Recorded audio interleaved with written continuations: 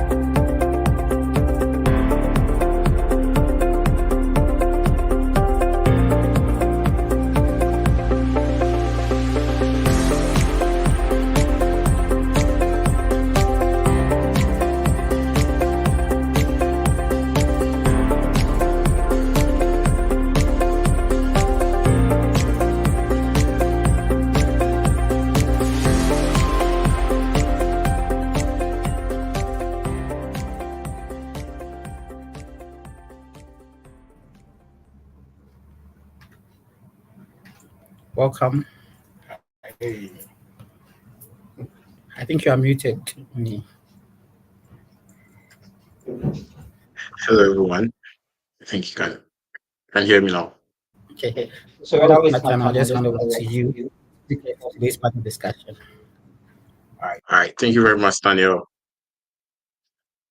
Thank you very much, Daniel. Um, can you hear me loud and clear? Just talk. Okay. All right. Hello, everyone. You are welcome to today's real estate investment workshop, and we'll move straight to action to invite our panel for the session. And we have in the person Ebenezer Aboaji and Kwame Kwabna Ntiyepua.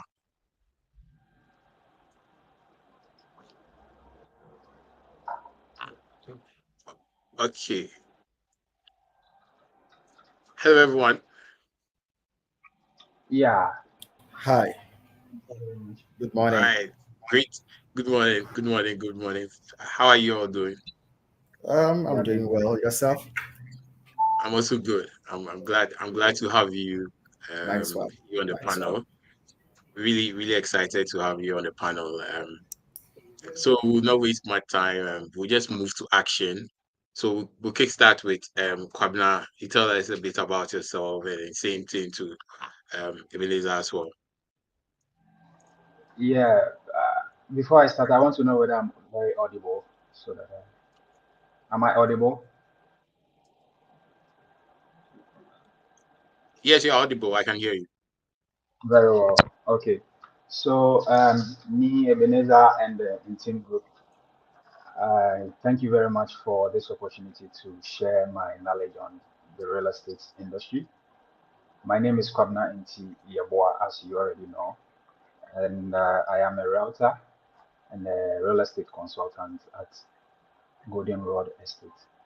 So I've been doing real estate since 2018, and then I'm also a salesman, and then I work remotely for WYA Europe, America, and WYA Europe. Sorry, WYA Europe GmbH, WYA America LLC. So those two firms are not real estate related, but I mean they deal in electronic components. So I am the sales manager for those two companies. I didn't hear what you said. You said they deal in Electronic components. They don't do real estate, okay now but okay, I can hear yes, you louder now. yes. So I do sales for them as well remotely. So Okay, talking about real estate, like I said, I've been in it for the past 6 years since okay. 2018, and then just this year I decided to create a community on Facebook called Ghana Real Estate Community or Ghana Real Estate Connect, where I am the convener, and then I have brought together real estate professionals and people who are willing to invest or want to know more about the real estate industry in Ghana. So basically, that's what I've been up to. Thank you. Right. Okay, great to hear from you. Great, thank you very much. Now we like to hear from Ebenezer as well. All right. Thank you very much for the opportunity once again. And as you know, my name is Ebenezer Opon Abwaji. Um, I have about 8 years experience in the real estate sector, from agent management to also managing brokers and brokerage firms. And currently, I'm the vice president for the Ghana Association of Real Estate Brokers. And as a professional body, we go through a lot, and we've seen a lot of things in the industry. So it's a good opportunity to be here to also present the knowledge that and the experience that we have acquired in the industry for the past 8 to 9 years. But my background, I studied BSc real estate, and currently the head of brokerage service to it, Detail Brokers. Yes. So I think that is what I can say for now. Okay. Okay, thank you very much. Thank you very much, Ebenezer. Thank you very much, Kwabna. Indeed, this is the main reason why we are having the two of you on board, just to learn from you. For those who have no knowledge in the real estate industry, who are looking forward to join, those who are already in it and need more knowledge, they want to gain more knowledge, and also those who have their personal project that they are working on and just want a fair idea on how to go about their personal project. And this is the reason why we have you on, and I'm glad to be the host for this today's session. Um, so to kickstart, like I mentioned, we have young ones, we have older ones who are looking for it to be in the real estate industry. Maybe they have different meaning to the real estate, the word real estate. I would like to know your definition or what you will say when someone says real estate to you. What does real estate means to you? I'll kickstart with Ebenezer. All right. So as the name implies, real estate, an estate that is real that you can touch. Yeah. It's one of the finest investments ever existed on this earth. And Okay. it's an investment whereby you can see how it is doing. Physically, you can touch. So anything that is built upon the land that can be touched is real estate. So the land beneath it, above it, they are all part of real estate. And being investing into REITs, whether by buying lands or by building or by buying apartments, they are all part of real estate. And real estate itself is an investment. Whether you occupy it yourself or you acquired it for a revenue generation, it is still an investment. So that is my take on what real estate is. Okay. All right. Thank you very much, Ebenezer. Kwabena, can we hear from you? Yes. So, real estate, as the name implies, is um, like Ebenezer said, an estate that is real. So it has to do with um, land. It has to do with buildings, and there are types of real estate that we can talk about: residential, commercial, industrial, and what have you. So if you have any property that is land, that is a building that is on land or wherever, and you can buy, you can own, or you can invest in it. All come together to encompass real estate.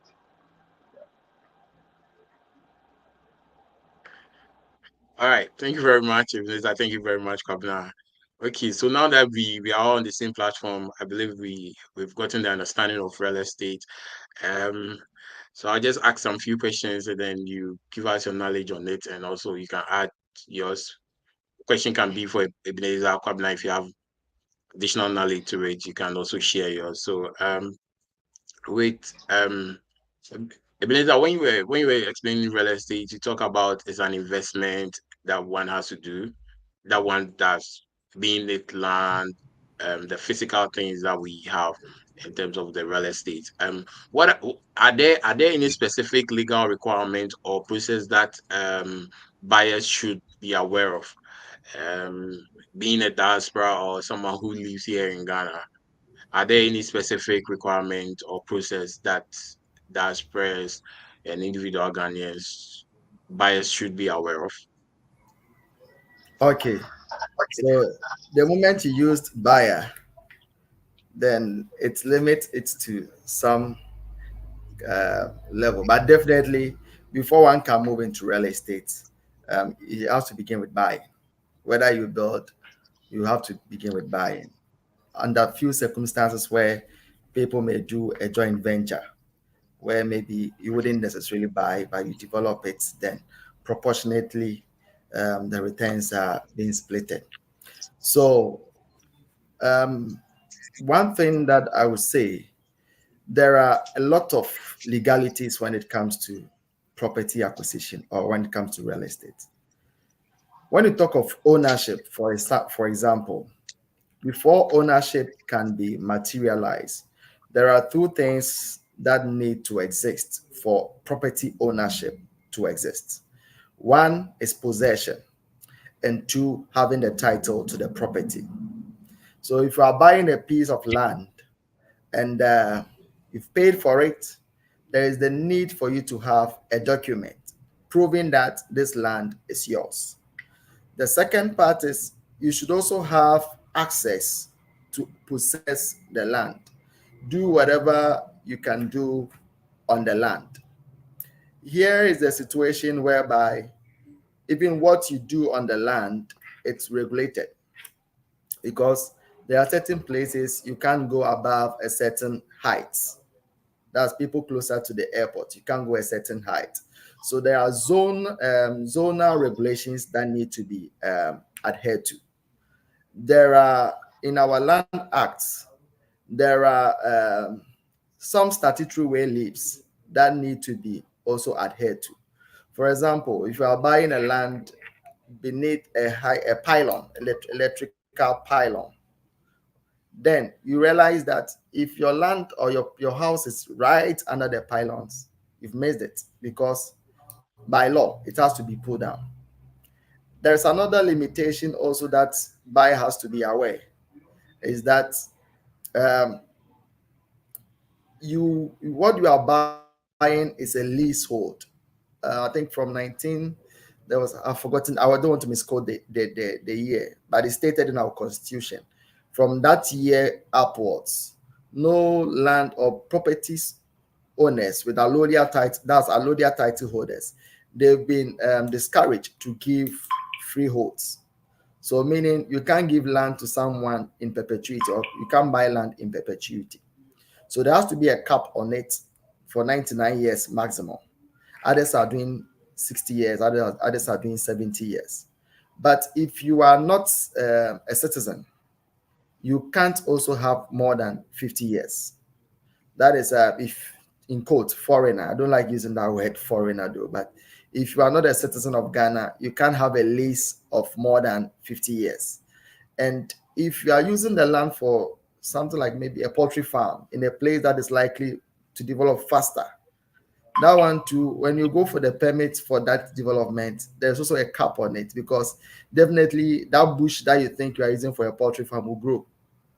And that area development will spring up, and the poultry farm will be a disadvantage to the people over there. So there are zonal regulations, there are ownership or title regulations that every buyer need to be aware of. And if you're also buying a property from a couple, you need to make sure that both the husband and wife have consented to it. And we have that one in our current Land Act. So if you are buying for Mr. Ebenezer Opoabuaj, you should find out, is he married? And when that property was acquired, was he a married man? If he's a married man, then the wife must give a consent to it. Fine, you can buy. But later, if maybe my wife want to challenge that, she may have a case in court. And unfortunately, we have about 80% of our cases in court being land-related issues. So there are so many things that a buyer has to be aware with, from documentation to development. And even you should also be aware of some statutory payments that may come up, property rates and ground rents and other things that may come up. So there are a lot of things that a buyer, you have to be aware, whether being a citizen or not being a citizen. You need not to rush to buy a property. Whatever due diligence that need to be done, make sure you do it. For example, you've seen a land somewhere around Oyarifa and you want to buy that land. Never be in a rush. Go to the site. Whosoever took you there, he said, oh, look, I'm really interested in this land, and I'm sure by the time I go and come back tomorrow, that land will not be available. So I'm just making payment for it. The question is, the person standing before you saying, I'm the owner of the property, what is the proof? What evidence that the person have to prove ownership? Our law says you can't give, or natural law says you can't give what you don't have. So you need to conduct some due diligence on the site. Ask, who is the owner of this land? The people within the neighborhood will be able to tell, this land belongs to Adwa Mansa, Yamenu, or Kojo Belko. Then you proceed with a site plan to the Lands Commission to conduct an official search. And this search will go through all the 3 divisions of the Lands Commission: the Land Registry, the PVLMD, and the SMD. So when it goes there, you'll be able to find out, is there any lien? Is there any encumbrance on that land? That one will also be clear. You need to also conduct a search at the district court within the vicinity. Find out, is there any pending litigation at the courts at the time you are buying the property? When these are all satisfied and you see the name, okay, the land belongs to Ni Ama. From Lands Commission, I've realized that there's even a registration in the name of Ni Ama. All right, so Ni Ama, I can deal with you and I can make payments to you as the owner of the property. And you also have to give me a document, that's the deed, whether deed of assignment or whatever document that you have available to be given to me. And when I have that document, I also have to proceed to the Lands Commission to register that transaction instrument in my name, that Ni Ama has sold his interest or has assigned his interest in this land at Oyarifa to me, for the Lands Commission to have it in their record. So in the next 20, 40 years, if someone wants to come in if the person conducts a search, it will be at the Lands Commission that, oh, this land belonged to it belonged to Niyama, and Niyama has given the land to me. So I don't know if I still have some more time to talk more, but I'll just pause here if there is any other follow-up question.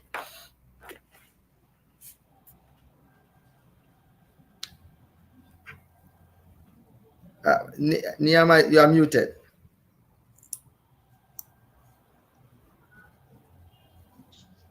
Niyama, can you hear me? Muted. Sorry about that. Thank you very much for your thank you very much for your point.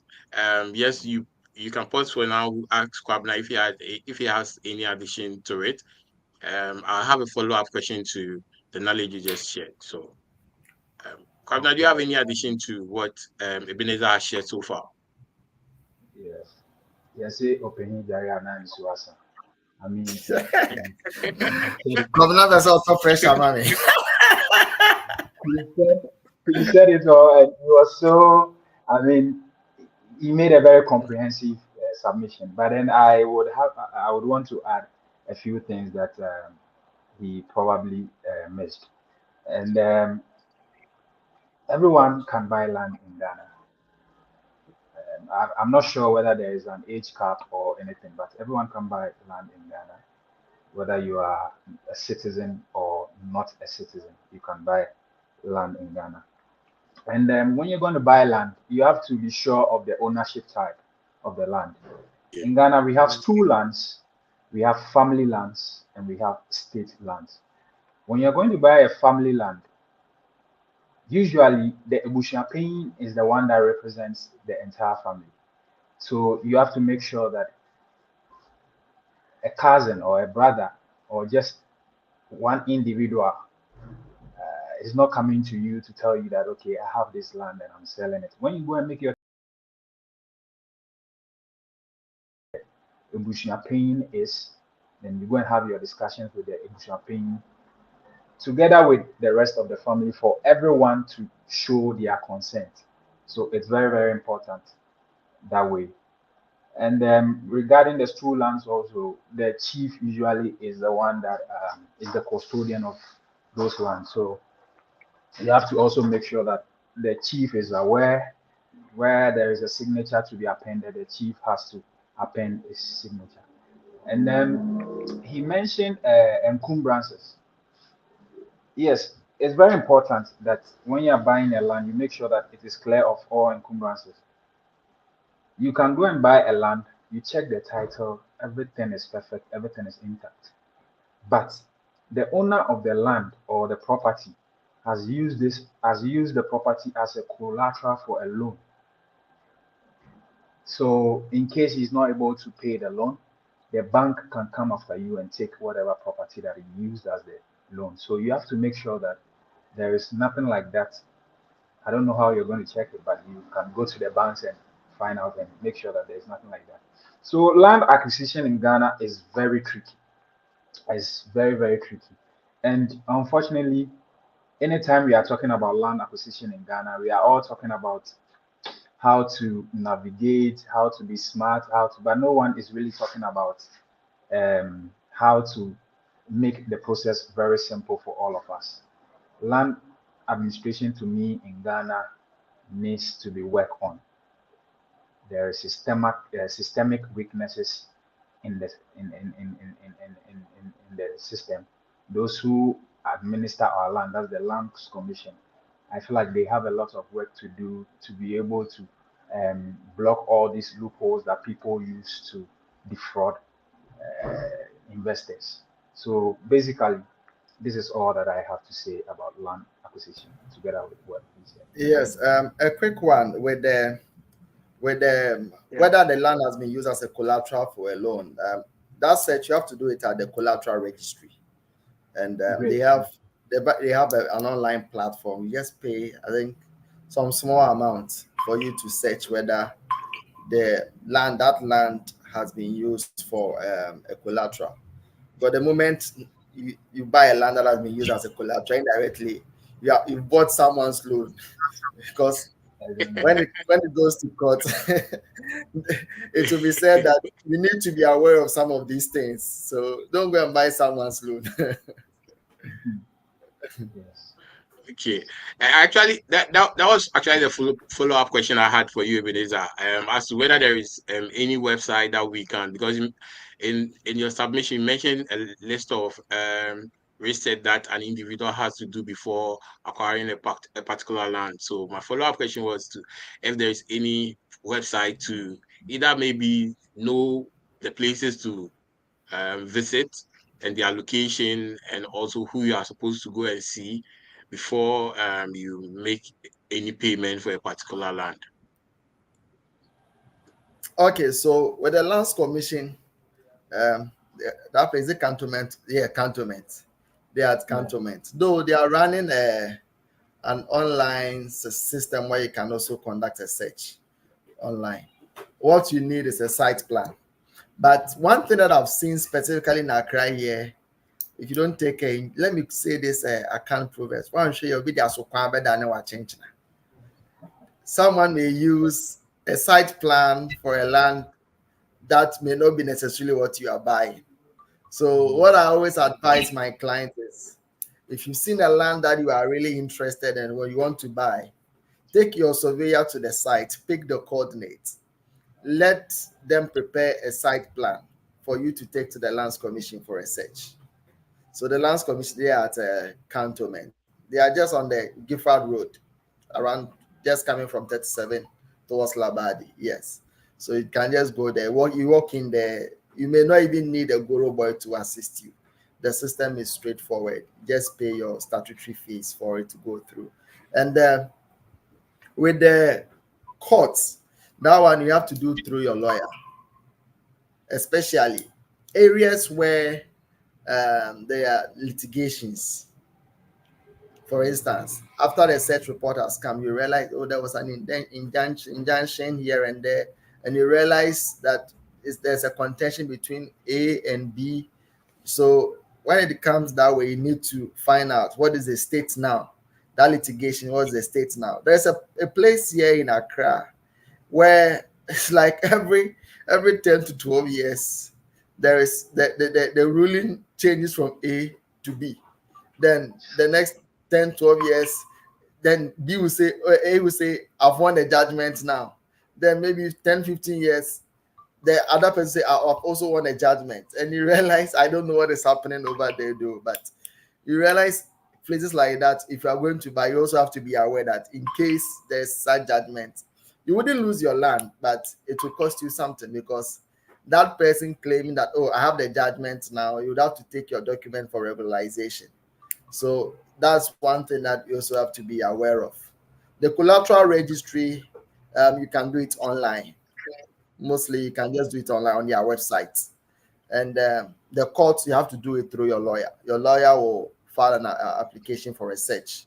That's within the district.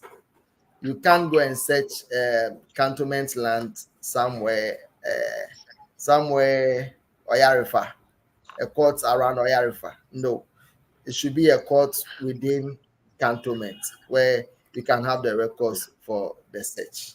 Yes. Okay, thank you very much. I feel that that's a very key point you made there. Because initially I thought I will have to, if let's say like you mentioned, it's land is at Oyarifa, I'll come to maybe Accra to check if the land is there. And thank you for that point. Now I know that I have to get a court within that particular community to take it to. Yes. Okay. All right, Kwabena,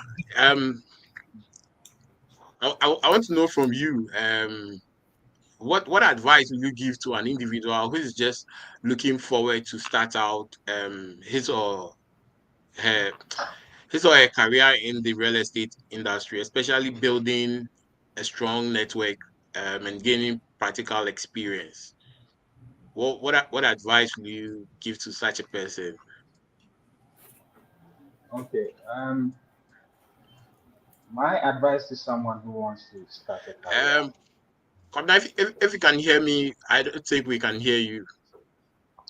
Hello. Yes. Can you hear me now? Try again. Let me see. Hello. Can you hear me? Yes, I can hear you loud and clear now. Okay, so my advice to anyone who wants to start a career in real estate is that first you need a mentor. You need someone who would guide you through the process. In fact, real estate is open to everybody. Everybody can decide to join, but there are certain places that you might not be able to get to, or there are certain connections or networks that you might not be able to join. So you need a mentor who will guide you as to the courses to take, the exams to write, and the bodies to join. And such a mentor, you have to make sure that he knows his game, he knows like what he's about. He's been in the industry for a very long time, and then you work under him. Mostly, the youth of today, if they are working under you and you're not paying them, um, they are not so enthused. They want to be paid, even though they are understudying you. But my advice to anyone that wants to really be in the real estate industry is that when you get a mentor, you work for the person pro bono. You don't take anything because he is going to teach you, he's going to link you to his connections, he's going to bring you on board, he's going to make you understand certain practical things on the field that you might not get in any book. Yes. And as part of getting a mentor, you have to read. There are certain courses that you can take to be part of this real estate industry. You have to, you know, if you want to be an agent, there are courses that you have to read, and then there are certain exams that you have to write to become a licensed agent, and there are certain bodies that you have to be a member of. So they are all very important, but mostly you have to do own your research online. Right, literally every information that you want is online. So when you go online, make sure you read and you read the industry trends, what is going on.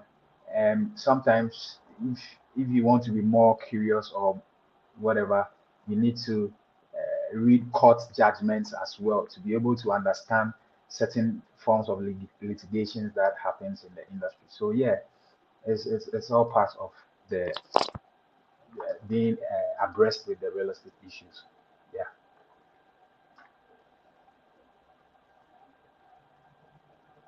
Okay, thank you very much, Kwabena. But talk of the courses that one has to take. Do you have any in mind that you would like to share with us? Regarding the courses, I think I'll leave that one for Ebenezer to, help us with those courses too. Um, give us more information on those courses since he has an educational Okay, background in yeah. that's true. That's true. Okay, but is that do you have any? Yeah, so Do you have any there are for so us? many So those of us who there are are so many careers. There are so many careers in real estate, and each of these careers, you need to have some education, as my brother Elia said. You can become a land surveyor, and you can be also become an estate surveyor. You can become an architect, a quantity surveyor. So even electricians are also part of real estate. So if we talk of real estate careers, they are very broad. And K University offers has a whole college for built environment. So with the real estate sector, we call it built environment, and it consists of okay. Come again. I heard some. Okay. All right. So you can study surveying, you can study engineering, civil engineering. They are all part of real estate. So it depends on where you want to be.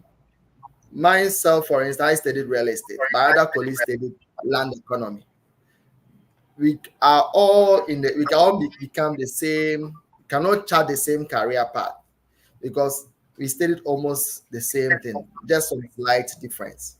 So we can okay. become valuers or estate surveyors, and we can also become real estate brokers or consultants, depending on the area where you think you find interesting and you want to, you would just want to go. Because let me use Mindful for instance. Before you finish the 4-year degree in real estate, by that time you should have studied building construction a bit. You would have studied land laws a bit. You would have studied accounting a bit. You would have studied insurance. You would have studied quantity surveying, a bit of it. You would have studied land surveying, a bit of it. So you realize that by the time you are through, you can relate with all these professionals within the real estate sector. You study property management and so on and so forth. So it depends on where the person wants to go. And you can just search for this institution. UDS is also offering real estate related courses or built environment courses. I don't know of Legon. Yes. And there are also professional bodies that are making opportunity for people that could not get the opportunity to study a 4-year real estate program at the, but you can do a continuous professional development. For example, with my association, we have some classes that we run for our people, and they are just short courses. Now that we have recently attained the certificate to become a registered professional body, we are now having a well structured course outline for people that do not even have really it's a continuous professional development for them to also have an opportunity to have more knowledge in what they are doing. Because before you come into the real estate sector, it is comprehensive and very robust, and you need to have enough knowledge and information before you can deliver. For example, in your practice, you will come across land-related issues that you need to have some information about the Land Act. You need to have some information about the Real Estate Agency Act. You need to have information about the Rent Act, because some of these issues may come up and you need to stay within the law.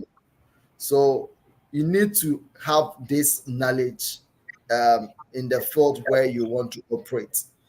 And in building your career too, you need to learn how to offer help. People who say, I'm building a career, the least thing they will charge you for it. The least thing they will charge you for it. Such instance, you will not grow. Yes, but you realize as you offer help, it becomes an avenue for you to also improve upon yourself. The moment you improve upon yourself, you get to a level where people cannot accept your service for free. Or let me just pay for this. True. Then you realize you've gained more roots and you become a bit influential. You have some networks and connection. Then you can have a fee schedule for your services that you are provided.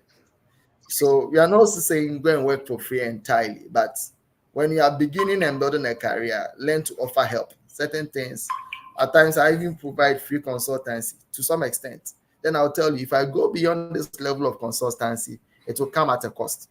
Good, then we go together. Others, I just want the free. After the free, I'm okay. You also need to join a professional body. If you want to be a valuer doing valuation, there is a need for you to join the Ghana Institution of Surveyors. That's GHIS. The GHIS it comprises of the VES, Valuation and Estate Surveyors, the land surveyors, all the key people related to real estate. They are in there. And if you want to also join the Ghana Association of Real Estate Brokers, more focused about brokerage and agency, you can also to that level. And there are, I think, architects also have their institution that you can join. But before you enter into this institution, they are also much particular about your academic background.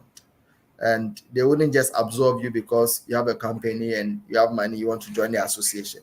Your academic background should also be enough for them to absorb you into their professional body. I don't know if you are there, any. I think it's off. Or Kobna, you have something more to add? Yeah. So mine will be in the form of a question to you.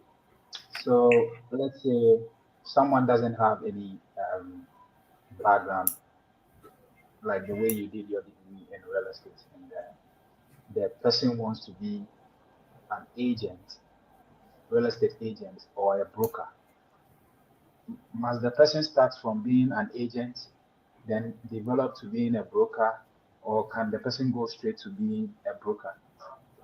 How does it work? Okay, so per the Real Estate Agency Act, a broker is like a manager of an agent. So Okay. professionally, before you get to that managerial, you should have passed through the rank of an agent. So Okay. being a broker, you can have a broker's license, though the council hasn't started issuing license. They promised 1st October. So Okay. you can have a broker's license, provided you can bear the responsibilities that comes with it. Because as a broker, all the agents under you, if they do something good or something bad, you, the broker, you are responsible for it. So as a supervisor supervising their works, you need to make sure that the right thing is being done. If they commit any error, it comes back to you. So Okay. with being an agent, the ultimate thing that you need to get is your license as a broker or as an agent. But that one, it lies in the bosom of the Real Estate Agency Council. You pass through examination before they give you the licensing. But now, per the information that we have from the council, um, they are going to start with companies that are already existing. I think from 3 to 5 years or 3 years and above. If I think there was some contest whether 3 or 5 years, so 3 or 5 years and above, they are going to start with such institutions. And if you file your taxes, and you have an existing office, there are some petty things, like checklists that you need to go through. Then if they start the licensing, they will absorb you. But if you mess up along the line, then they will kick you out. Then you pass through the examination for them to reabsorb you in. So it has Okay. become very critical. Yeah, gone are the days.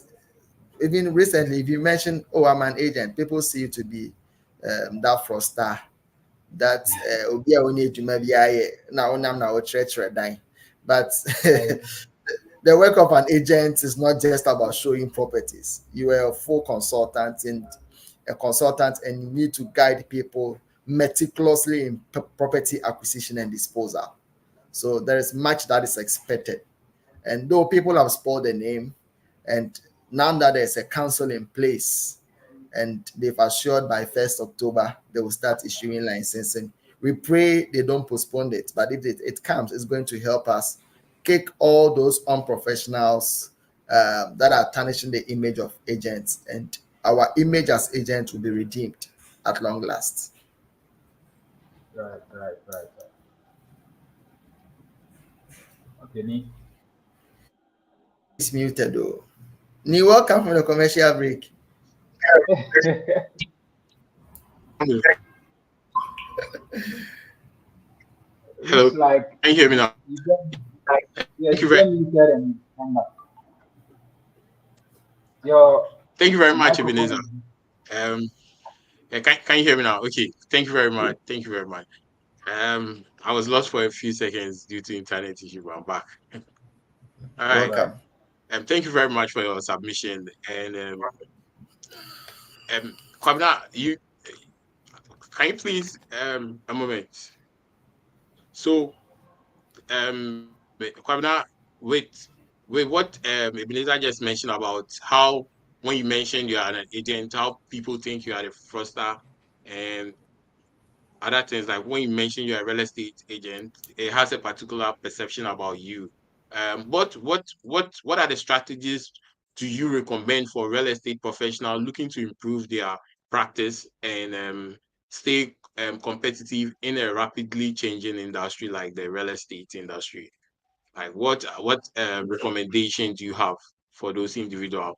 So when I mentioned, oh, I'm an agent, real estate agent, no one will be like, oh, like they'll give me that eye and then feel like I am a fraudster, or maybe just into show them just some fake buildings and take their money away. okay. So one thing that I always recommend to every professional, not just real estate, but every professional is to build a solid brand, both online and in person. You have to build a very solid brand. Now we are in the age of social media that I mean we every almost everyone has a social media account. You should start building a certain kind of brand where people will trust you. And I mean Ebenezer said that you should start offering help to people without expecting nothing from them. So if you are aspiring to be an agent, I mean, I'm sure that you can start by learning a few things. There is a real estate agency act that you can be reading to, you know, churning out information that you have read to people on your social media pages. Then I always say that you need someone to guide you. At least get someone who is there, who has also built a solid brand, who is doing the same thing and who has been in the industry for a very long time. Get them to offer you support in terms of, okay, you want to be a real estate agent, okay, work under me for this number of months, and then whilst you are working, he will point out a cost to you that, okay, me there's this professional body here, and they have a structured course for real estate agents.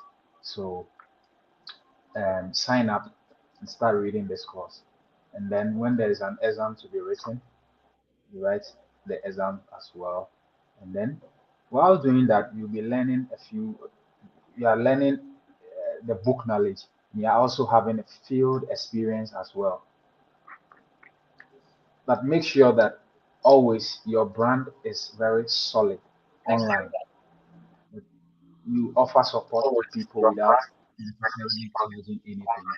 And make sure that when you get a chance to offer support to people, you don't do it haphazardly, but you make sure that you offer a comprehensive support from the beginning to the closing of the day. There is something about agents in Ghana, especially those with the rental properties. There's something that they do that I feel like that's what is really tarnishing the image of agents in Ghana. They use a tactic that I call bait and switch. So when you go to, I don't want to mention any platform to be as if I'm tarnishing their reputation, but there are certain platform, e-commerce platform that when you go there, you see an agent and he has written so many sweet words about a property. And wonderful, fantastic two-bedroom house for rent at so and so, and they will show you some really beautiful pictures. You contact them and they will give you their terms that viewing fee is 200 cedis, movement fee is fine. You pay them, you go to the property, and then it's a totally different property. Then you ask them, this is not what you posted online, and they'll tell you, so that one someone has already taken it, blah blah blah. You get the person stranded because the property that you are going to show the person is not what the person is looking for. Though it's a chamber and all self-contained like the person requested, but that's not what was on the picture.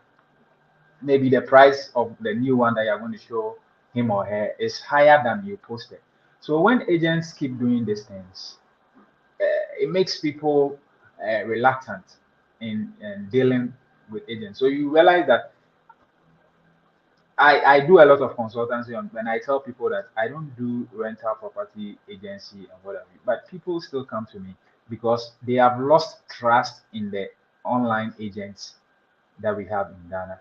And sometimes the commission that some of them charge to is as though they are trying to exploit the one seeking to get the accommodation. So I feel like once the council is set up and everything, there has to be sanitization of the system so that all these people will be flagged out of the system. Yeah. Thank you.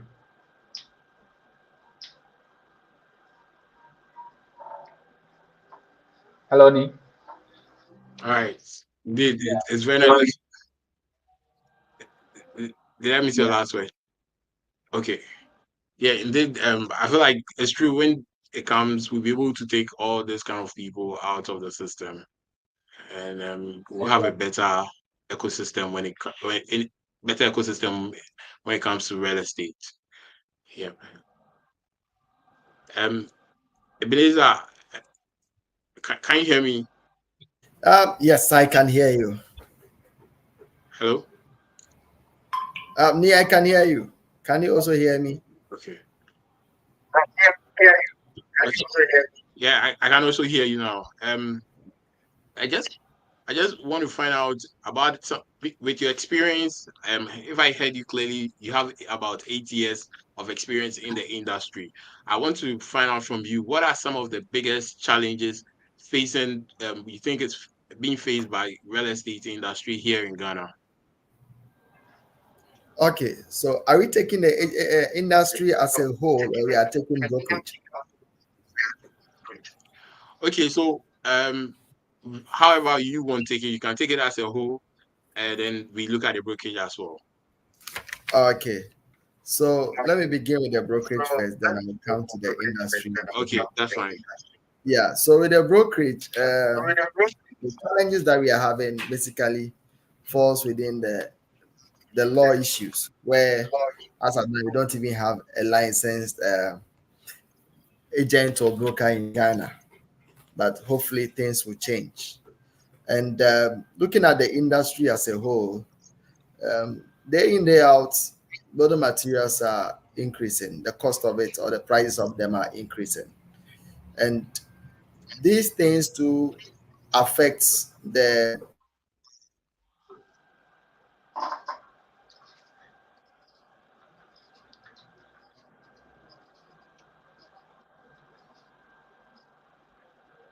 Hello. where you will love it. Then I'm Can you hear me? Can you hear me? Yeah, it will yeah, I can definitely hear come you. back to the final consumer. So that is Ebenezer, if you can hear me, I think we lost you for some few seconds. So can you start afresh, please? oh too bad. Okay, so I started by saying that when it comes to the brokerage, the main challenge that we have here is a number of unprofessionals have come in because it's like a city without a wall. Anyone just passing by can just walk into the city, do whatever they want, mess up, tarnish the image, and go scot free.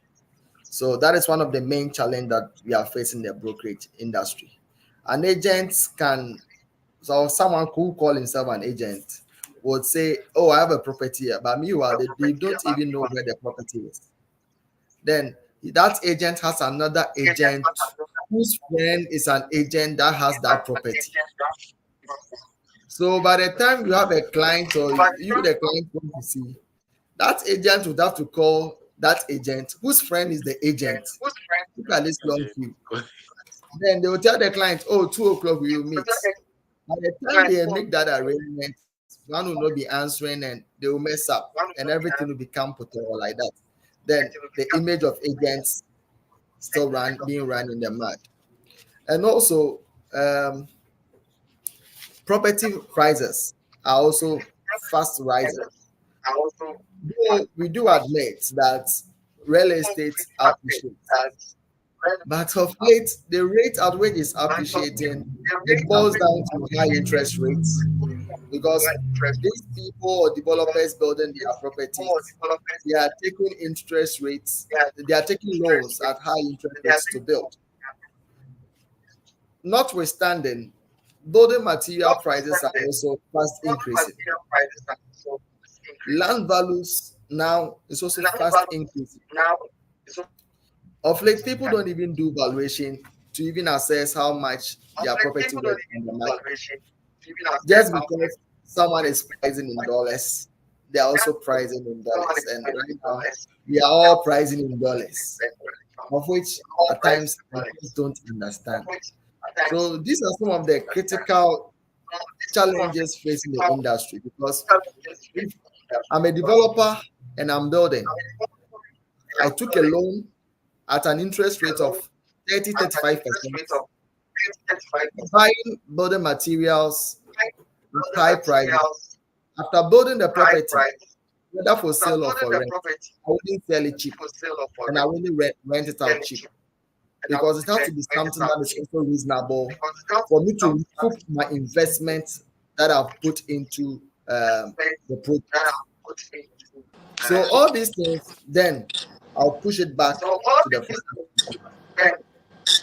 Also, when it comes to litigations, there is a slow hearing system in our judicial sector, because we don't have a fast track judicial system where the moment issues goes within few months it's cleared.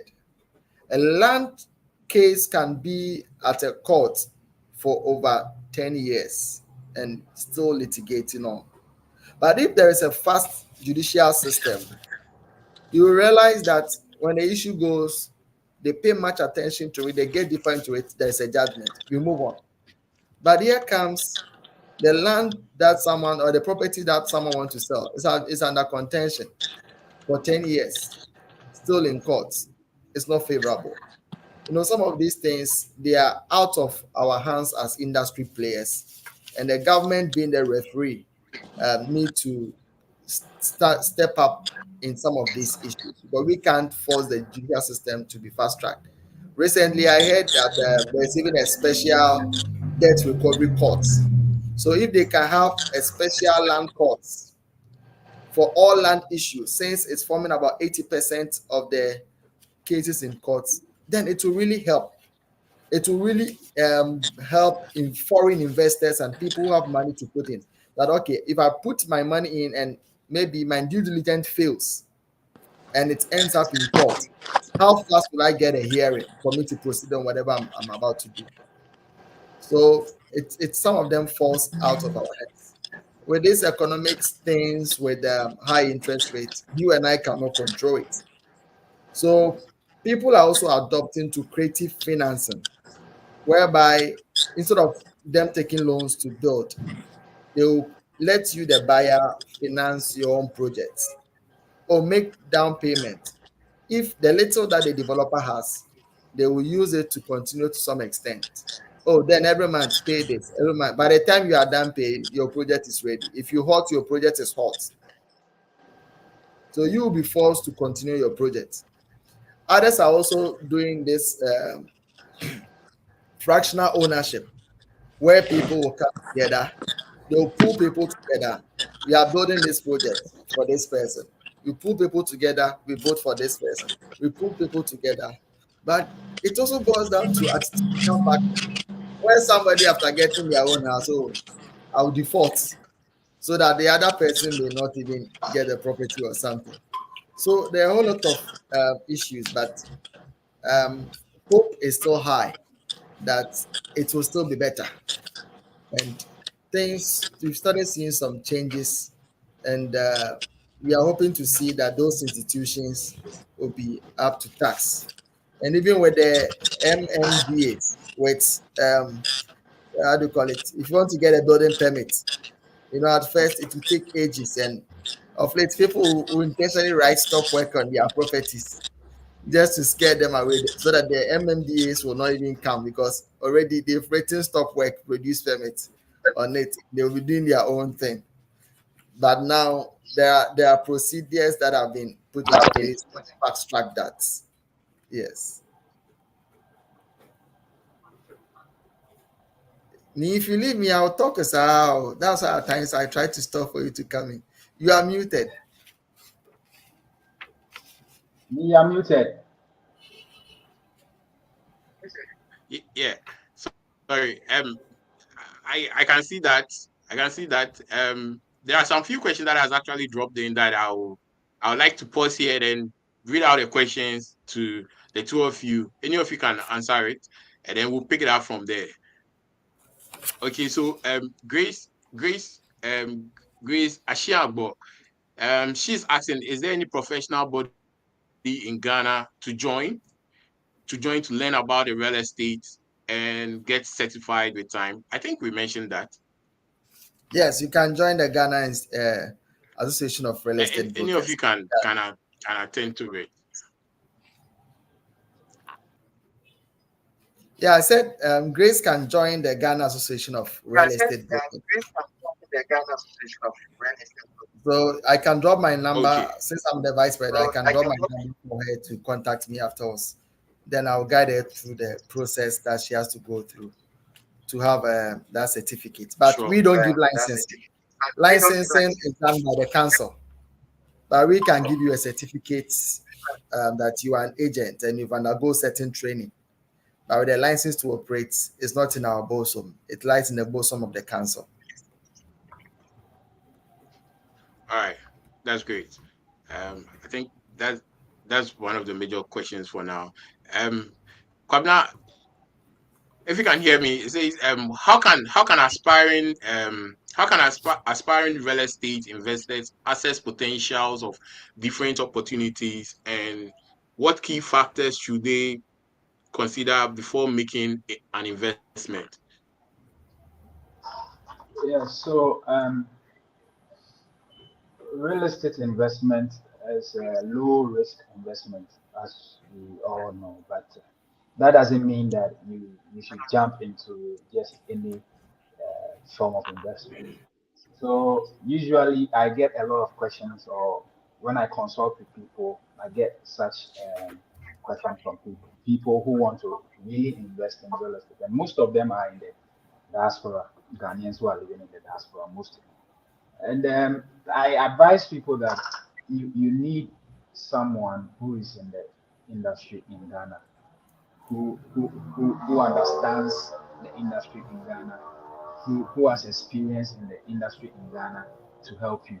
So in that case, you need a broker like Ebenezer to help you in that regard, because he will be able to understand that there are certain lands that you can't acquire, or you can't even venture because of the litigation issues that comes with those lands. And he would be also be able to tell you that there are certain areas that development is going to take a very long time to for your investment to start yielding you returns, unless of course you want to start an investment that you don't expect the returns in like 5 to 10 years or in the interim. So you need someone who is on the field to help you with the market research and research about the properties or whatever you want to do. So personally, I advise people to look at tourism hotspots. You would agree with me that since the launch of the Year of Return, there has been an influx of tourists in Ghana. Records from the Ghana Tourism Authority says that every year millions of people come to Ghana to tour, and the places that they visit are the castles, the Willy waterfalls, Akosombo, and those areas. So if you are someone who wants to invest in real estate, I advise that you set up or you build some nice apartments, short stay apartments in these areas. And also I advise people also to target um, areas closer to schools like universities, polytechnics, and training colleges and what have you, because of the students. So you can invest in hostel facilities. Imagine having a plot of land at the UPSA area, and you are able to set up, a high-rise building. They are going to cash out. So I advise people to, consider these places and make sure that you are going to acquire a property that doesn't have issues. Because the moment your money enters, getting your money back will be a struggle. You can be going back and forth in the courts for close to 10 years. By the time the case has been, you know, the case has been done and the judgment has been given, that 10,000 Ghana cedis or 50,000 Ghana cedis that you invested in the land would have lost value. So I advise that you make sure that you get someone who will help you. And usually people feel like, okay, I have I have a friend in Ghana who can, help me acquire a property. The person is just going to ask, and the person will help. No, when you do that, you are going to make a great mistake. You need professionals. It is very important that you get a lawyer, you get a reputable agent or a broker to help you in this regard. And usually, there are certain brokers that it's as if they are in between. They are serving the interest of the seller and they are serving the interest of the buyer. I mean, there's nothing wrong with that, but if you don't take care, because of the commission that the person is going to get from the seller, he or she might not really serve your interest, and he will just fast track the process and expedite the process for him to close the deal and get a commission from the seller. So you have to be very careful the kind of broker or lawyer that you are engaging with. Yeah, thank you. All right. All right. Thank you very much, Kwabna. Ebenezer, do Let you me have anything let me to add up to it? let me chip in something here. What about playing a dual agency role? Um, right now, the law forbids us to play a dual agency role without disclosing to the parties involved. Because the moment you play a dual agency role, you may not fully represent the interest of the client that is paying for your service. Because all the time, the one who hired you is paying for your service, and you need to represent the person's interest. For example, if I engage you that, look, Annie, get me this property here. I'm interested in getting a property here. I'm willing to pay for your service. That is why I engaged you. But if you find me one and you try to be on the landlord side, just because you want to take commission from here and here, you need to let me know that, look, from the look of things, I'm playing a dual agency role. So at some point in time, your interest or my level of commitment, satisfying your interest may be limited. Then the person will be aware that, okay, I have to open my eyes fully. If I have to bring a third party in, that person will seek the consultation of a third party. But if you don't disclose and you close the deal, it is illegal. So playing a dual agency role without disclosure to both parties is illegal. So you need to let both parties know that, okay, look, I'm representing both persons' interest, and this is how things are moving. So with the investment part, you need to look at the capital that you have. How much do you have at the moment? Where are the possible sources of revenue coming in for me to fund or finance this project? You need to look at it. How long am I willing to wait for me to start reaping returns from the investment I'm doing? You need to look at it. So you also have to look at how big is the project? Do I have the time? If I don't have the time, do I have the resource to engage a professional to take his time, supervise whatever project that is ongoing? Before you even commit to that project, you need to even run an investment analysis to find out, this project that I want to undertake, is it worth it? What will I get in return? You may build a very nice hotel in a bush where you think, oh, I have a hotel here, I have a hotel here. For all you know, there will be no market for that hotel. So you need to study the market that you are entering and know what are the risk factors, what are the threats before you start committing resources into it. So that, as the Bible says in Luke chapter 14, verse 28 to 30, that you don't, if you want to build a house, you need to plan so that and figure out how much it will cost for you to complete, so that at the end you don't just build a foundation, you run out of money, and people look at you to be like a foolish person who started something that you couldn't finish.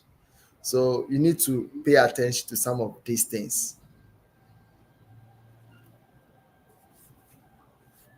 All right.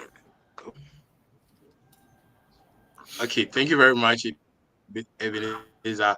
With your last words, whoever want to build, you need to plan so that you'll be able to finish. I want to ask a question based on that also. What are the most important consideration to ensure a project is completed successfully from the planning stage to the execution stage? What are the important consideration an individual should consider in order to have a successful project completed? A completed Okay, so project. it's similar Yeah, to the submission I just made. One, sure. what do you intend to own? What kind of projects or what are you considering as a project? Is it a two-bedroom house? Is it a commercial property you want to do? So what do you want to do? How much will it cost for me to do that? What kind of professionals do I need to bring on board? Because if in Ghana, here, if you want to do a bungalow, a draftman can just draw the design for you. But if you want to go a story, you need an architect. And since it's a story, a civil engineer would have to come in to look at where to place certain columns and beams. So, what professionals am I bringing on board? Then, who are you also doing this project for? You need to also consider that. What kind of people will use this project? Is it a hospital, commercial property, residential? Because who will use the project at the end of after completion plays a major role in what to put in there. Disability friendly? Is it for children? Because I walk into certain properties, I think on the fourth floor, and you realize the balustrades are very short. And I read, hey, if you have a very 4 years boy who is very stubborn and this hyper, that child may can jump from that balustrade and come and can kill himself. Because if you are considering such a family, multiple family units, definitely there will be kids in there. So you put certain things in place. You realize there are certain things people don't plan ahead of time. They will get there. Oh, okay, let's move this thing from here and fix it here. At the end of the day, this drilling, chipping, removing of these things and other things, it affects the structural integrity of the building. And much attention has to be paid. And you realize that, oh, this wall has been built. Oh, it shouldn't have been built. Let's pull it down. It's money. Cement, labor, sand, water, time has gone into it. You need to look at it. What is the timeline? What duration do I have to finish this project? Is it 1 year? Is it 6 months? Is it 3 years? So you need to look at it. So as from the Bible scripture that I read to you, if your money or you don't have the funds to finance a project, don't even start. You can walk through town and you realize there are some nice giant structures that have been put in place. And you realize it is not being put to use and it has become some monuments over there. And you don't know, at times you don't even know who owns them. And it's even affecting the beauty of some of our streets because it has become a skeletal structure there and they don't have money to finish it. So if you don't have the money to finish the project, please don't start. And if you have to downsize the project for it to be within your means, you should rather think about something like that. If you can't afford to build a 2-bedroom, a 3-bedroom, or a 4-bedroom story, you can build a 1-bedroom or 2-bedroom bungalow. And if you have the intention of building a story in the near future, you can factor some of these things, especially with the columns from the beginning, so that if you're able to get some funding elsewhere to complete, you can just raise and finish it up there, rather than putting the money into a 6-bedroom house. And at the end of the day, you are not able to finish. And with the issue of who will use it, you realize a young couple with 2 children, then they are building 5-bedroom house. Look, your children will leave you after a short while. And that 5-bedroom house will still become empty for you and your wife because they will not stay with you forever. So such things should also be considered because 5-bedroom is big. You have the pride. Yeah, I own this. What is that burden bringing to you? Is it that you are going to convert parts into rentals for it to generate some revenue for you? Or you just want to hold the pride of, I have a 5-bedroom house here? So these are some of the things that critically you need to pay attention to it.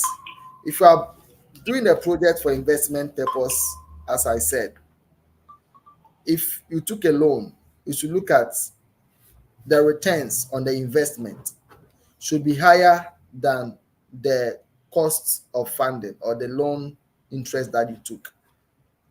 You can't take an interest rate that is killing you 30% or 35%, and your project yield over that period, maybe that 10 years or 20 period, is way below that. It's not worth taking. So these are some of the basic things that I would suggest we pay attention to in order to get a project successfully completed. You need to see the project, the tomorrow of the project today. The tomorrow of the project, you need to see it today. How relevant will it be in the next 10 years? There are certain designs that we see now. In the next 10 years, 15 years, those projects or those designs will be obsolete. It wouldn't have market for it, or its value will be down. So are you going to do such projects now? Then the next 15, 20 years, you spend money to do massive renovations for it to be up to standard. So it's about time we are able to project, envisage what lies ahead of us. What is the future like in order to be factored in the designs as well. You should also adopt buying in bulk.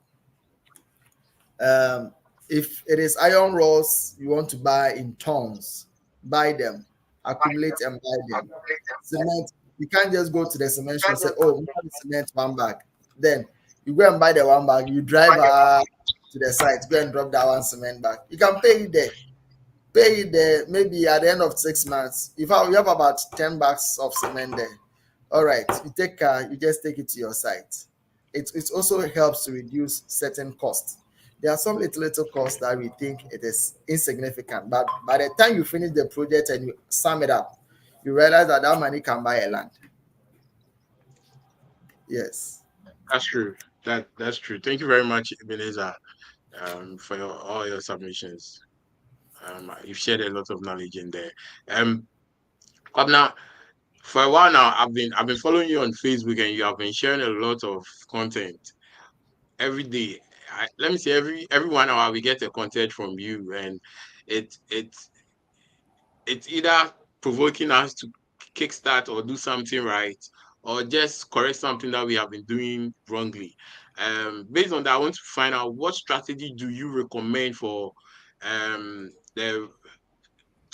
can an aspiring real estate individual, like, how can we leverage on the technology we have within our means to improve on our skills in the real estate industry? Yeah, so my major problem with the real estate industry in Ghana is land administration. And I always attribute it to systemic weaknesses that is not able to address greed and address certain loopholes in the system. The Ghana Lands Commission is actually trying. They are trying to digitalize the system and use modern technologies that is coming up. But I feel like there is more that they can do. For instance, when it comes to real estate transactions, I feel like we should introduce the blockchain technology in our real estate transactions, whereby transactions that are taking place cannot be easily manipulated or they cannot be compromised. And then this same blockchain technology is going to help with the registry. Sometimes you can go to the Lands Commission. It's unfortunate, but someone made a statement that um, the Lands Commission cannot fully guarantee the authenticity of a land document. Someone made that statement somewhere, and I'm tempted to believe that person, that you can go and run your search, do everything. Lands Commission will tell you that everything is okay. But at the end of the day, someone will also pull another document that looks really genuine. So in that regard, I feel like we should really leverage technology. In fact, the technology is becoming so better by the day, so good by the day, that some of these challenges can easily be addressed using technology. And I also think that with regards to property management and what have you, we can also leverage on um, customer relations management platforms and other platforms like Property Pro to help in property management. In Ghana, I realize we don't really take property management seriously. You can go and rent a house, and for so many years, and the landlord has not done any better maintenance on the property, and they don't even care. So I feel like it's a high time that we educated this landlords to incorporate technology in the maintenance of their property. In fact, there is AI that can intelligently tell that, okay, for a while now you've not attended to this aspect of your business, so I think it's time to attend to it. For a while now, the waste management company has not come for your bin. In fact, there are AI technology that can do all those things. And when it comes to real estate agency and listing of properties and what have you, I think we can make good use of virtual tour and remote viewing of properties. There is technology that you can be in the United States of America and view a property in Ghana as though you were there. You get to see the locality in which the property is, the amenities that are in the locality, and you also get to see every corner of the property that you want to buy. It's not just about someone posting pictures, then okay, the bedroom is nice, the hall is nice, the kitchen is nice, but the surroundings may not be up to your taste. So when we make use of um, virtual tour, it's going to help people make informed decisions when they want to invest in real estate or they want to rent a property. So these are a few of the technologies that I think when we bring on board in the industry is going to help us with a number of the challenges that we have faced over the years. Thank you. All right, thank you very much, Kwabna. Thank you for those points as well. And Ebenezer, in most of your submission, you've been talking about the new act. You've been talking about the new law, and being the vice president of GRIP. I hope I had it right. Is it GRIP? Yeah, Gareth. Yeah, Gareth. Garip, yes. Um, do you mind sharing some insight about the Real Estate Agency Act, the new act that you've been mentioning in your submission, most of your submission? Do you mind giving us some insights? So those of us who do not have knowledge about it will have now. Okay. So since 2020, this act was passed, and this Real Estate Agency Act is to regulate real estate agents and the transaction that real estate agents and brokers do. So basically, before one can call himself an agent or a broker, that person need to have a license from the Real Estate Agency Council. And one would have to go through examination and training, and in order to get a license. But as I said, for the start, the council intend absorbing existing agents that have been practicing for, I think, 3 or 5 years and above into the system, whilst they try to regulate. Because if they try to put some of their strict measures to get people on board, a lot of people may fall off and they may not have anyone to regulate.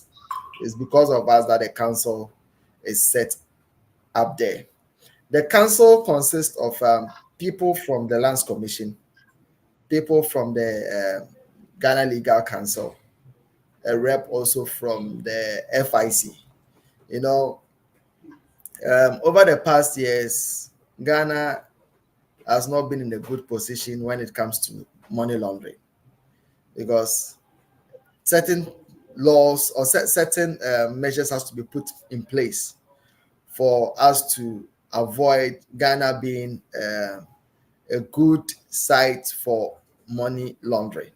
So there's a rep on that council, because if someone wants to wash money, the person would use real estate. I can just carry bags of dollars, bring it to my brother. I have $500,000 in my car boots, and I want to buy this property of yours. Definitely, if care is not taken, Kwabna will take the money. That's because I brought money, physical dollars. But the question is, where did I get the money from? It has to be questioned. If I take it to the banking system, they will ask me, where did I get this money from? So the real estate has become a loophole for people to wash their dirty money into clean money, because the better real estate, the person buys real estate, then later on sells it. Oh, I had my money from real estate, forgetting the source that he smuggled some cocaine elsewhere to get that dirty money, and now he's using real estate to wash it. So there's a rep over there to also check. And the council is to regulate even the fees that agents are supposed to charge, and certain practices that agents are supposed to conduct themselves. So holistically, before one can also become a member or to get a license, the person needs to have some basic knowledge in a real estate agency and principles of economics. There are some basic things that is stated in the law that someone has to have such knowledge in order to qualify for a license. And it's also mandatory that someone, before an agent or a brokerage firm can have a license, you need to have an existing office. You can't just be elsewhere. I know a number of agents operating from their cars. They have all their stamp, everything in their car. So if you ask them where is their office, they will tell you, don't worry, we will come to you. But the law is requiring that we need to have a physical office where people can walk in. The council can also know where to find you and to do whatever checks that they want to do. So it's really going to make the industry very sanitized and beautiful.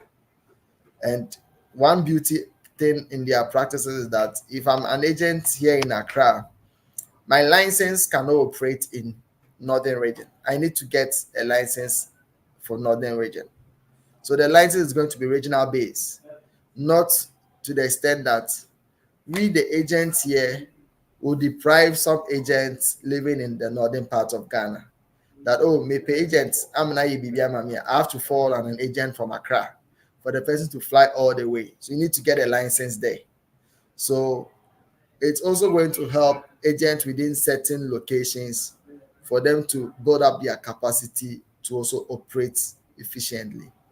And a bit of the currently we were invited by the Parliament, the Select Committee on Works and Housing, to share some views on the rent bill. Right now, we realize that the 6 months rent advance in the 1963 Rent Act. That act is even older than a lot of people and a lot of buildings existing now. So there are certain things that are put in that act that are irrelevant in present age. So obviously, the 6 months it didn't work, and the government cannot do anything about it. If I'm saying pay 1 year, 2 years, and you can't afford to pay, someone out there is willing to pay. But now, in the bill that is currently at Parliament, it is stated in that 1 year. So 1 year, the landlord cannot demand, and he cannot also accept. It is clear.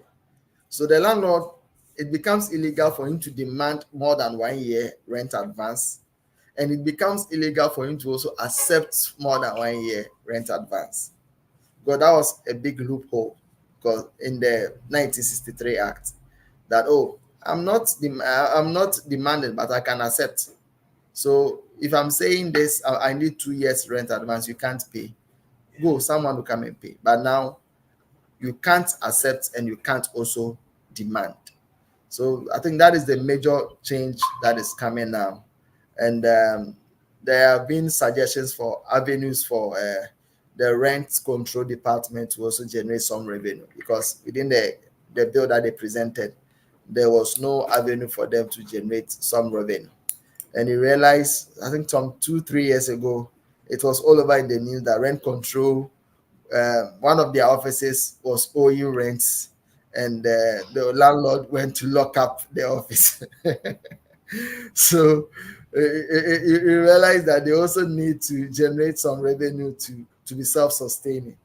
So these are the major highlights from these two laws. And I think that the land law 2020, or the Land Act 2022, at first, concerning land, we have the Statutory Leaves Act, we had the this Customary Land Act, and a whole lot of laws concerning land. Now they brought everything together. So all the land laws have been brought together as one act. And that is the Land Act recently that was also passed in 2020. So issues pertaining to compulsory acquisitions and other things, they are all stated in the new Land Act. All right, thank you very much, Ebenezer. Is it available online for us to access? Like, are they in stores where we have to buy or something? So anybody can. Yeah, I think you can search. You can get some versions online. And Okay. there's this shop where you can buy art, but I've forgotten the place name. There's a shop where you can go and buy the hard copy. But I have a scanned copy that I can share with you if you are interested. Yes, I'll gladly be. I'll be very happy if you share it with me. Sure. Okay. All right. Kwabena, we are almost through, and like you also mentioned when we started, you mentioned about you being a convener for the Ghana Real Estate Connect network on Facebook, and I've been part of it, and for some few months now, I've been learning a lot of things from not just from you, but the community as well. As the convener of the Ghana Real Estate Connect, what role do you see the community building and collaborating playing in the future of real estate in Ghana? And how can the industry stakeholders contribute to this vision? Okay, thank you very much for your question, me. So, what prompted me to create that community on Facebook was that Yeah. I realized that when you need information about the real estate industry in Ghana, not much is gotten online. And then when you want to have access to professionals as well, if you don't know somebody who knows somebody who knows somebody, you might not be able to get these professionals. Most of the real estate professionals are not so loud on social media like that. So sometimes it's very difficult to reach out to such people. And then I realized that there are certain communities, like my community on Facebook, especially for the professional bodies, like Ghana Association of Developers, Ghana Association of Architects, Ghana Association of so and so and so and so. And those groups are usually closed. If you are not a member of the body, you might not be able to join such communities. And the communities that were open online, I realized that all they do is to list properties. Somebody will come and list property, someone will share Alpha Hour link, someone would be selling whatever. That is not real estate related. So I felt like there's not much to get on such platforms. So let me create a community that would bring together a buyer, bring together a seller, an investor, a developer, or a real estate professional. Let me bring all of them together under one umbrella. Then the person who needs information or who is not much abreast with the real estate industry in Ghana can gain valuable knowledge and from experienced professionals and stakeholders. And the community is also going to serve as a connect for all these experts to meet. I mean, maybe okay, I need a broker. Okay, I realize that Mr. Ebenezer Opon is on the platform. He's a broker, and I mean, at least the community can vouch for him, or we know of his credibility. We can easily link up with him. And I also realized that most of the real estate events that are happening are for just a closed community within the real estate. So I thought that this platform will also serve as a forum to have such kind of events like webinars and any event, whether online, whether virtual or physical, in a seminar form. We can also have such kind of events, and we can also come together to do advocacy. For instance, pushing for the implementation of the rent laws.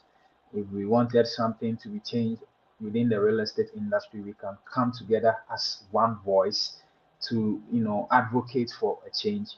We can also come together to do certain community events, like once in a while visit a certain community that has been tagged with a certain kind of name to help them rid themselves of such tag, like a community like I don't want to mention names, but a community that has been tagged as very dirty and what have you. We can come together as a community and then go to such neighborhoods, educate them on some waste management measures and how they can make their communities a better place to live in. So these are some of, and if you have questions, maybe you are dealing with somebody and the person is trying to run you over, or the person is trying to defraud you, you can easily come to the community and come and ask questions. You live in a house where the landlord is not being fair to you, or you can come to the community. There are lawyers on the page, there are people from rent control on the page that can offer advice free of charge. So this is the main reason why I created my community, and I'm hoping that we are able to help people and help the industry in our own small way. Thank you very much.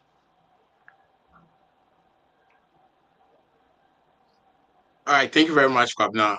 I'm glad to hear about this, and I must admit you are really doing well with our community, having been part of it for these few months. I've been learning some of the things that you share. They are thought provoking, and I'm really glad you are doing this. Thank you very much. Yes, if it is we are almost done. I want to ask this last question, and we'll take your takeaways, and then we end it for the day. In the beginning, I think it was Kwabena mentioned about individuals who want to start out in the real estate industry should look out for mentors, and he also did some top up on that. Now I want to find out how can the industry mentors, and how can the industry and support newcomers effectively? How can the industry support newcomers effectively, and what roles does ongoing education and professional development play in the process?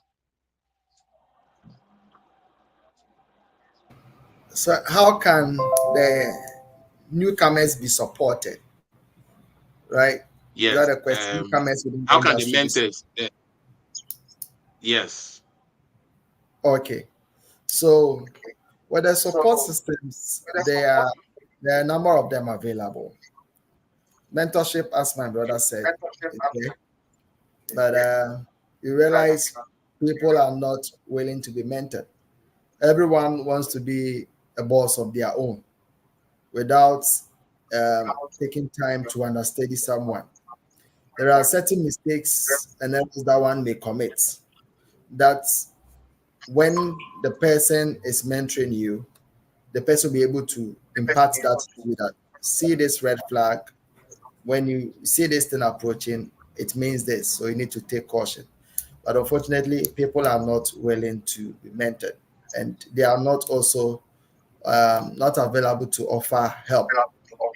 So there are a few people, personally, there are a few people that I've also mentored, and they are really doing well in the industry. And they were willing to learn.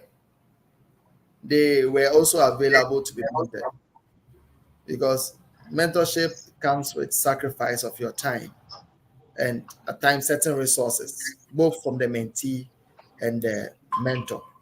So you can be mentored remotely. You can also be mentored in person by understanding someone. Someone can pick Community Abua as a mentor without even telling him from what he has been posting online on the Real Estate Connect, right? I just joined it out. Yeah. So the person can just be following up, put certain questions and certain comments just to get his feedback. The person may just be learning a lot of things from him without he himself even being aware that, oh, this person is my mentor.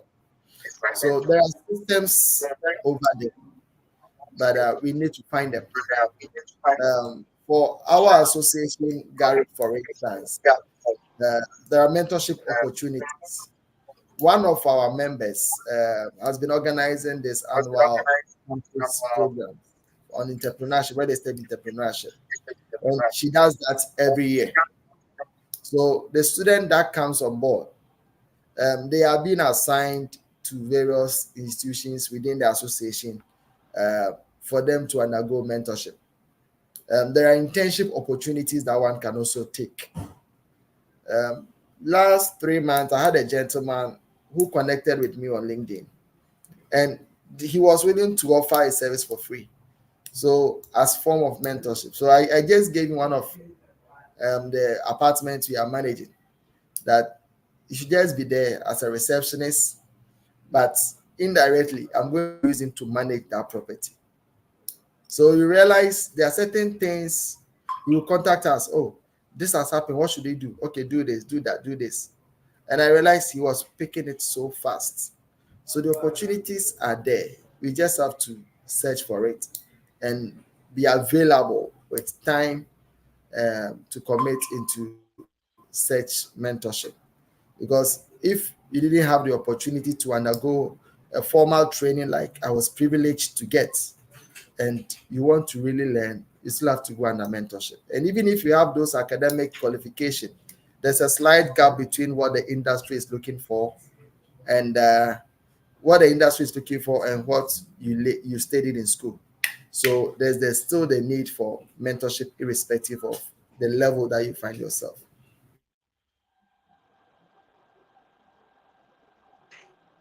All right. Thank you. Thank you very much. Amen. Um, I think he's been distracted. Okay. Kwabla, do you have any addition to it whilst we wait for him? Yes. Um, are you talking about additions to the mentorship aspect? yeah, like what the support system we have for individuals, the Yes. newcomers who are So, looking for it. okay. So he took one aspect of the mentorship, but you know, in mentorship there is a mentee and there is a mentor. Sometimes I don't know whether it's an African thing, but reaching out to Africans who are up there is extremely difficult. I'm a mentee and I want an example. For example, I want Ebenezer to be my mentor. How I'm going to reach Ebenezer, it's very difficult. Sometimes they always they are busy. Most of them are busy, understandably. But I feel like sometimes out of your busy schedules, make time for your mentees.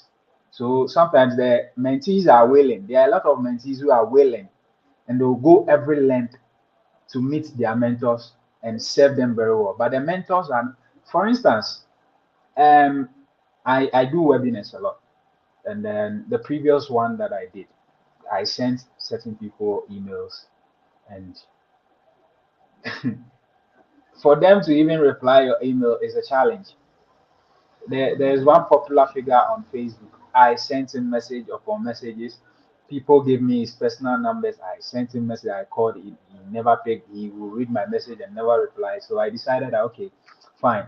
Let me get people to be tagging him to come and help our webinar that we are coming to have because it's going to benefit everyone. We tagged him until one day, one fateful Sunday morning, he decided to reply me that, oh, he's seen the tags and everything, but he will not be available and what have you. I was like, okay. I'm trying to have another webinar on leveraging technology in addressing systemic weaknesses in land administration in Ghana. And I was doing my research to find certain people that I can and send them emails to come and speak on. I sent about 3 foreign companies, one in Canada, one European country, and one in the US. I sent them an email because they what they do is land administration. They involve technology heavily in land administration. So I send them emails that this is what I want to do and I want them on board. Could you believe that all of them responded to my mail? Those who can be available told me they can. Those who cannot be available told me they cannot be available. And the Ghanaians, the people who are supposed to be our mentors, close to 1 month, none of them has replied my email. And every day I send reminders, but nobody responds. So sometimes it's good that we try not to be so much out there to keep our brand, but sometimes we have to make sure that we help this mentee because you the mentor you're not going to be there forever. Other people would have to take over, and to leave a legacy you have to bring people up. So I'm also pleading with the mentors to make themselves available for the mentees to because day in day out I get people sending me messages that they want me to mentor them and what have you. And I also feel like I have a lot to learn. So I reply them, I tell them, fine, I'm going to do that. But I need also support from the people up there. They are not helping me to get there. So it makes the work difficult for some of us. So moving forward, I am using this big platform to plead with the people.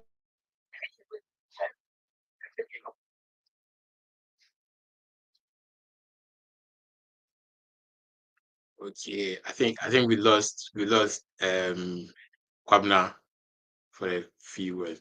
Okay, we're almost done, and I would like to take before I take the your each of the panels, each of the panelists take away.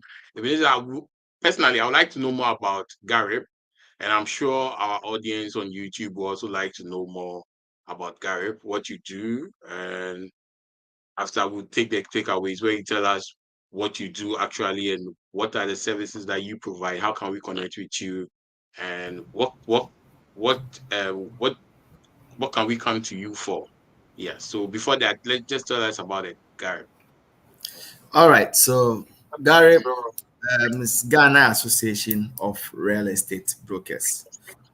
Prior to the existence of the Agency Act, professionals that wanted to protect the image of real estate brokers and agents came together and had their own code of ethics or code of conduct to organize themselves and act in a particular way. So that brought the existence of GARIP. And what we do is we do a lot of advocacy for our members, agents, and we also make sure that the public is protected. The people that are patronizing our services are also well protected. And we also create an opportunity for members to network and also collaborate and close certain deals. I may have a property that you have a client looking for that property. I may be struggling to sell off that property. You may also have a challenge of getting such properties because you don't know where to find them. But when we come together as a professional body, we have certain platforms where we can see the properties that we have available, and also the requests that I have that I don't have properties for at the moment. We are able to match collectively to be a win-win situation. So that is basically what we do. And if there are certain things that are not right out there, we quickly come in and we clear the air. So before one can even become a member, that person would have to go under a police check for reports from the police service that that person has no criminal record. Because if you don't take care, you may absorb people in quote fraudsters to be part of the association, and they will be duping people and tarnishing their image. So as it stands now, we have started implementing the things that we made contributions when the Rent Agency Act was a bill. We've started implementing some of the things in the law as a professional body, with agreement issues that you can't list a property without an agreement. And before you take a client for property viewing or anything else, you need to have a KYC form to know who your client is, and some basic petty professional ethics that need to be adhered to. So we ensure that. So now we just had the license or the certificate from the ORC. So very soon we will do a launching, and our name is going to be the Ghana Institute of Real Estate Brokers. And the trainings that we provide for our people is also going to be more structured on various levels. So course outlines have been outlined for our people to grow professionally through continuous professional development. All right, thank you very much, Ebenezer, and welcome back. Welcome back, Kwabna. Okay, so we are taking our final words from each of you. So I don't know what you have to say for your final words, but as you give us your final words, do well to tell us what you do and what can we come to you for? How can we connect with you? You've shared a whole lot, and some of us would like to do a follow-up with some few questions. So how can we connect with you? And also, whatever you have to tell us before we leave here. Yeah. All right. Okay. Reverend, any of you can start. Okay, so thank you very much for this wonderful opportunity to be a speaker on this webinar, and I really appreciate you for everything. All in all, we are all trying to create a very sustainable and a very good industry for ourselves and the generations yet unborn. So we will all do our bit to make it a reality. So what I do is that, like I said, I'm a realtor, and then I'm a consultant as well. So if you have any issue, any investment issue and whatever and you want to talk about it, as part of my team, I have lawyers, I have property valuation experts, and then I have brokers who have been licensed elsewhere. And then yes, I have a whole lot of people on my team and financial experts to help you in that regard. So at Golden World, that's what we do. And with regards to Ghana Real Estate Connect, I'm employing on all of you to be part of the community and contribute to make the vision of the community a success. So just go on Facebook, search Ghana Real Estate Community Connect. Sorry. If you're on LinkedIn as well, you can check Ghana Real Estate Connect. If you're not on Facebook and you're on LinkedIn, you can join on the LinkedIn platform as well. And then somewhere next month, we'll be having our webinar, and then I would want all of us to be a part of it. Thank you very much. Sure. Thank you very much. But is there a way we can connect with you personally as well? Yes, personally, you can contact me on 020 577 0947. I'm a text person, so I prefer to be WhatsApped. So if you WhatsApp me, I'm going to respond. And you can check me out, Kwabena Ntiyawa, on Facebook and all social media platforms. All right. Thank you very much, Kwabena. Ebenezer, let's take your final words.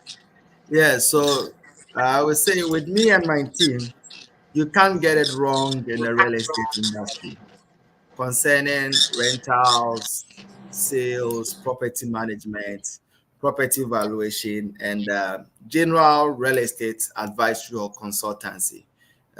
We run a one-stop shop where you can get everything that you want as far as real estate is concerned. So since you can't get it wrong when we hold your hands and guide you through the industry, you need to reach us.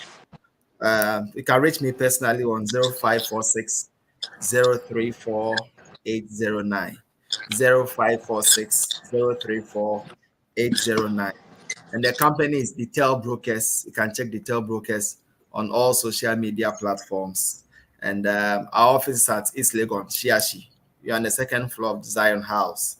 So just get in touch. And personally, you can check my handles, Ebenezer Opon Abuaji, on LinkedIn and Facebook. I'm Nana Opon Abuaji, into bracket Ebenezer, or also on Facebook.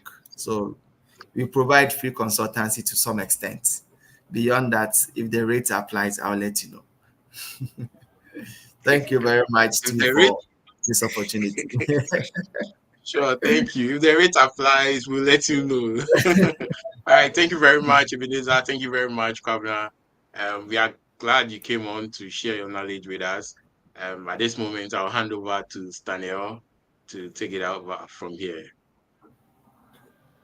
Thank you, Nii, and thank you to Ebenezer and Naso. It's been an amazing session, and thank you so much for your time today and your experience and thought leadership shared today. It's always a pleasure to have you, thought leaders, on our sessions. Thank you so much. Okay, so that's it for today. We've heard from our speakers for today, and we are really thankful for their time spent with us today. I'm sure you learned a thing or two. We saw some questions as well. We encourage you to send in your questions during these sessions so that we can have the speakers answer them whilst they are live. But then they've shared their contacts as well, so you could reach out to them and connect with them. Any further questions that you may have, you could also send them over as well. It's live on YouTube, so you could replay that to get a contact if you missed it as well. But it's been an amazing session, and we're really thankful to our speakers, Mr. Ebenezer Opon Abuaji, who is the head of property services at Retail Company Limited, and Kwabena Ntiyawa, who is a realtor and consultant at the Golden Road Estates. This session was moderated by Niam Ralph, who is the program lead at Intim Group. It's another session that's been wrapped up for August 30, and we look forward to the next session in September. We will have another set of speakers to come and share their experience and the leaders as well. If you have any questions ahead of that, you could also send it, and we could also add them to our questions for the speakers that we have coming up on September. For those of you that have been asking about the WhatsApp group, you could scan the QR code to join the WhatsApp group. It's an active network of real estate enthusiasts, and we'll continue these sessions offline in WhatsApp, online though, but in WhatsApp as well. If you have any inquiries as well about this program, you could contact the team via event at globalstartupecosystem.com. It's been a pleasure coming your way with this real estate investment workshop August edition. We look forward to seeing you in September for that session as well. We're thankful to our speakers once again for coming on this session and also sharing their experience and the leadership with us. It's always been a pleasure hosting these sessions as well. I'm thankful to our moderator, Nirav. We hear from them as well. All these speakers are reachable online as well. You could just find them on LinkedIn and connect with them as well. Thank you all so much and enjoy the rest of your day. It's goodbye from the team here at the Real Estate Investment Workshop.